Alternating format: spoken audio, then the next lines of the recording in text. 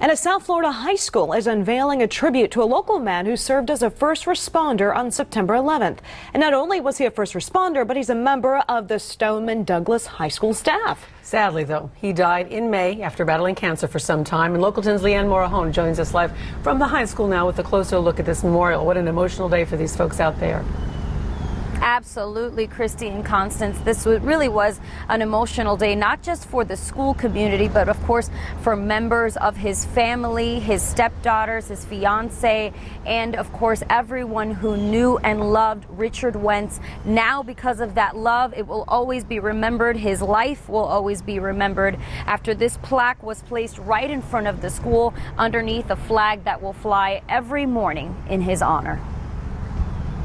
Where were you when the world stopped turning on that September day? September 11th at 8:45 a.m. America changed forever. And so would the life of retired New York police detective Richard Wentz, a man whose life was immortalized today outside Marjory Stoneman Douglas High, where he last worked as their security specialist. His stepdaughter describes him as selfless. He did everything at the drop of a finger, and he definitely changed my life in ways that I could never even thank him for. Wentz was an NYPD detective and volunteer firefighter in 2001. Richie, as he was known, was one of the first responders to arrive at Ground Zero and helped rescue many of the victims of the September 11th terrorist attacks. On the 10th anniversary of the attacks, Wentz spoke to a class of students at Douglas High, many of whom were too young to remember that fateful day. We first met Wentz in November 2011 when he fought and later won a battle with his homeowners association. They tried to fine him for flying an American flag and a 9/11 commemorative flag outside his house.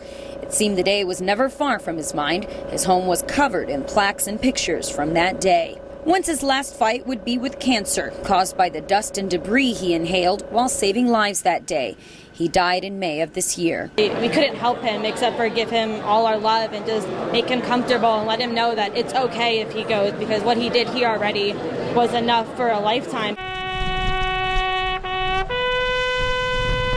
And now that precious life will be remembered, and the flag he fought so hard to fly will be raised every morning high above his plaque. And it just demonstrates so much of him, and in front of the flagpole, it couldn't have been any other way. And on this September 11th, we remember Richie's message about freedom.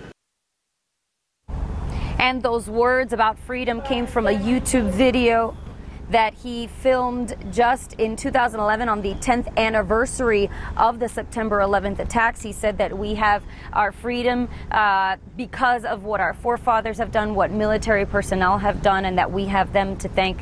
Of course, we also have to thank Richard Wentz for everything that he did. This, of course, a stark reminder that the people that were affected by 9/11 were not just those that perished, but also the effects are long-lasting, as you saw with Richie and, of course, his family, who now will no longer have him in their lives. But luckily, this will live on. Christy and Constance. It's a sad day. All right, thank you for that story, though.